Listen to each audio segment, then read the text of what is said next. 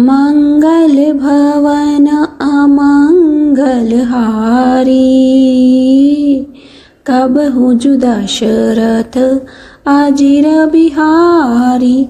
राम सिया राम जय जय राम, राम सिया राम जय जय राम। जय श्री राम। दोस्तों, आपका मेरे YouTube चैनल ज्ञान की गंगा में स्वागत है।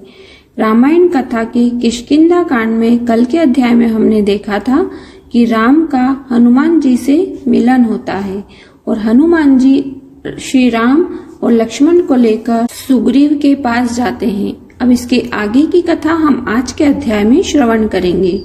राम सुग्रीव मैत्री। हनुमान अपने साथ राम और लक्ष्मण को लेकर किष्किंधा पर्वत के मलय शिखर पर, जहाँ पर कि सुग्रीव अपने अन्य मंत्रियों के साथ बैठे थे, वहां ले आए। सुग्रीव से दोनों भाइयों का परिचय कराते हुए हनुमान ने कहा, हे महाप्राज्ञ, अयोध्या के महाराज दशरथ के ज्येष्ठ पुत्र महापराक्रमी श्री रामचंद्र जी अपने अनुज लक्ष्मण जी के साथ यहाँ पधारे हैं। इनके पंचवटी में निवास काल में इनकी पत्नी सीता जी को लंका का राजा रावण चुरा ले गया। उन्हीं की खोज के लिए ये अपनी सहायता चाहते हैं। ये आपसे मित्रता करने की इच्छा रखते हैं। आपको इनकी मित्रता स्वीकार कर इनका यथोचित सत्कार करना चाहिए, क्योंकि ये बड़े गुणवान, पराक्रमी और धर्मात्मा हैं। ये दोनों हमारे लिए परम पूजनीय हैं। राम और लक्ष्मण का परिचय पाकर प्रसन्नचित सुग्रीव बोले, हे प्रभु, आप धर्मज्ञ, परम तपस्वी और सब पर दया करने वाले हो। आप नर होकर भी मुझ वानर से मित्रता कर रहे हो, यह मेरा परम सौभाग्य है। आपकी मित्रता से मुझे ही उत्तम लाभ होगा। मेरा हाथ आपकी मैत्री के लिए फैला हुआ है। आप इसे अपने हाथ में लेकर परस्पर मैत्री का अटूट संबंध बना दे। सुग्रीव के वचन सुनकर राम ने अत्यंत प्रसन्न होकर सुग्रीव के हाथ को अपने हाथ में लिया, फिर प्रेम पूर्वक सुग्रीव को अपनी छाती से लगा लिया। हनुमान ने भिक्षु रूप त्याग कर अग्नि प्रज्वलित की। राम और सुग्रीव ने अग्नि की प्रदक्षिणा कर मैत्री की शपथ ली और दोनों एक दूसरे के मित्र बन गए। इसके पश्चात राम और सुग्रीव अपने अपने आसनों पर बैठकर परस्पर वार्तालाप करने लगे। सुग्रीव ने कहा, हे राम, मेरे ज्येष्ठ भ्राता बाली ने मुझे घर से निकालकर मेरी पत्नी का अपहरण कर लिया है और मेरा राज्य भी मुझसे छीन लिया है। वह अत्यधिक शक्तिशाली है। मैं उससे भयभीत होकर ऋष्य पर्वत के इस मलयगिरी प्रखंड में निवास कर रहा हूँ। आप अत्यंत पराक्रमी और तेजस्वी हैं।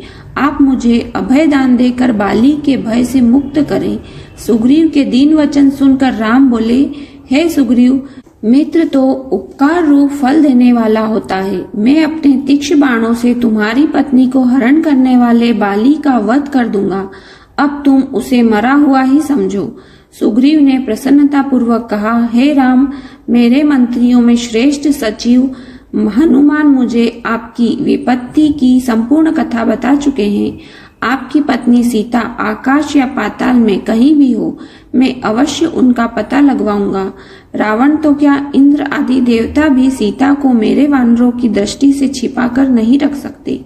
राघव, कुछ ही दिनों पूर्व एक राक्षस एक स्त्री को लिए जा रहा था।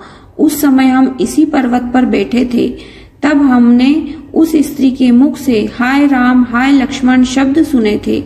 मेरा अनुमान है कि वह सीता ही थी। उसे मैं भली भांति देख नहीं पाया।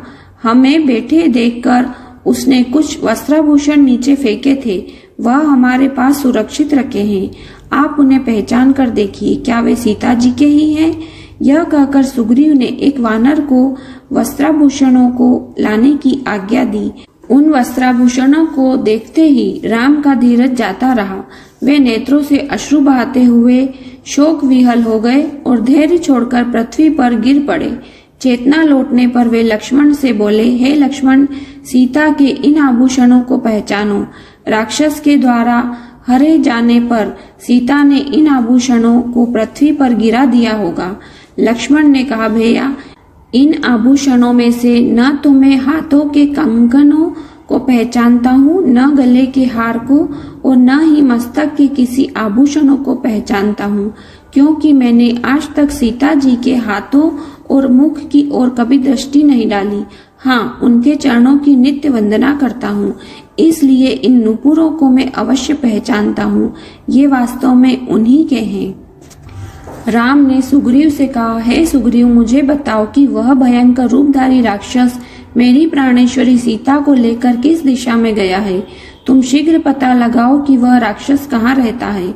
वानर राज, धोखे में डालकर और मेरा अपमान करके मेरी प्रियतमा को अपहरण करने वाला वह निशाचर मेरा घोर शत्रु है। मैं आज ही उसका वध करके सीता को मुक्त कराऊंगा।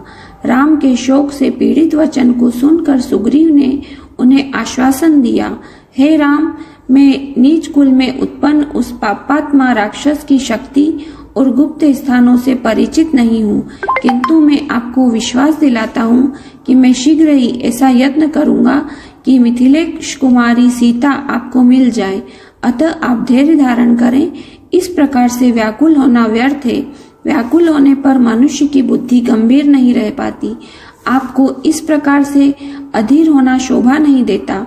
मुझे भी पत्नी के विरह का महान कष्ट प्राप्त हुआ है, तथापि मैं पत्नी के लिए निरंतर शोक नहीं करता। जब मैं वानर होकर धैर्य धारण कर सकता हूँ, तो आप तो नर हैं, महात्मा हैं, सुशिक्षित हैं, आप मुझसे भी अधिक धैर्य धारण कर सकते हैं। मैं आपको उपदेश नहीं दे रहा हूँ, सिर्फ मित्रता के नाते आपके हित की सलाह दे रहा हूँ। सुग्रीव की बात सुनकर राम नेत्रों से अश्रु पोंछकर बोले, हे वानर नरेश, तुमने वही किया जो एक स्नेही और हितैषी मित्र को करना चाहिए। तुम्हारा कार्य सर्वथा उचित है। सखे, तुम्हारे इस आश्वासन ने मेरी चिंता को दूर करके मुझे स्वस्थ बना दिया है। तुम जैसे स्नेही मित्र बहुत कम मिलते हैं। तुम सीता का पता लगाने में मेरी सहायता करो और मैं तुम्हारे सामने ही दुष्ट बाली का वध करूंगा। उसके विषय में तुम मुझे सारी बातें बताओ। विश्वास करो, बाली मेरे हाथों से नहीं बच सकता।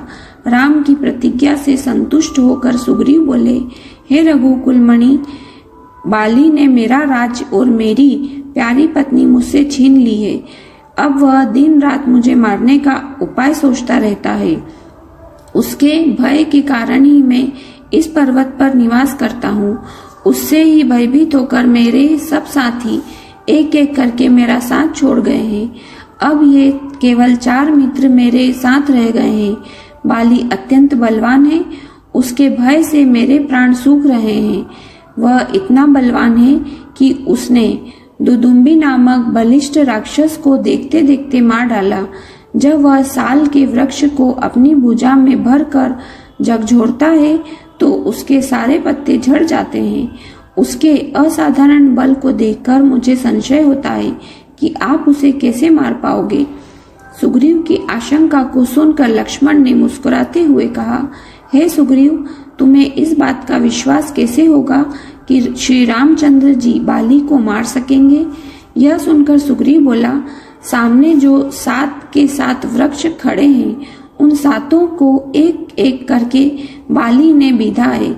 यदि राम इनमें से एक को भी बीन दे तो मुझे आशा बंध जाएगी। ऐसी बात नहीं है कि मुझे राम की शक्ति पर पूर्ण विश्वास नहीं है, किंतु मैं केवल बाली से भयभीत होने के कारण ही ऐसा कह रहा हूँ। सुग्रीव के ऐसा कहने पर राम ने धनुष पर प्रत्यंचा चढ़ाई और बाण छोड़ दिया, जिसने भीषण टंकार करते हुए एक साथ 7 वृक्षों को और पर्वत शिखर को भी बीन डाला। राम के इस पराक्रम को देखकर सुग्रीव विस्मित रह गया और उनकी बुरी बुरी प्रशंसा करते हुए बोला, प्रभु, बाली को मारकर आप मुझे अवश्य ही निश्चिंत कर दें। जय श्री राम। आज का अध्याय यही समाप्त होता है। इसके आगे की कथा हम कल के अध्याय में श्रवण करेंगे। जाने से पहले दोस्तों, मेरी वीडियो को लाइक अवश्य करिएगा और ज्यादा से ज्यादा शेयर करिएगा। और अगर आप इस चैनल पर नए हैं तो चैनल को सब्सक्राइब कर लें और बेल आइकन दबा लें, जिससे आपको हमारी आगे आने वाली सभी नोटिफिकेशन मिलती रहेगी। जय श्री राम।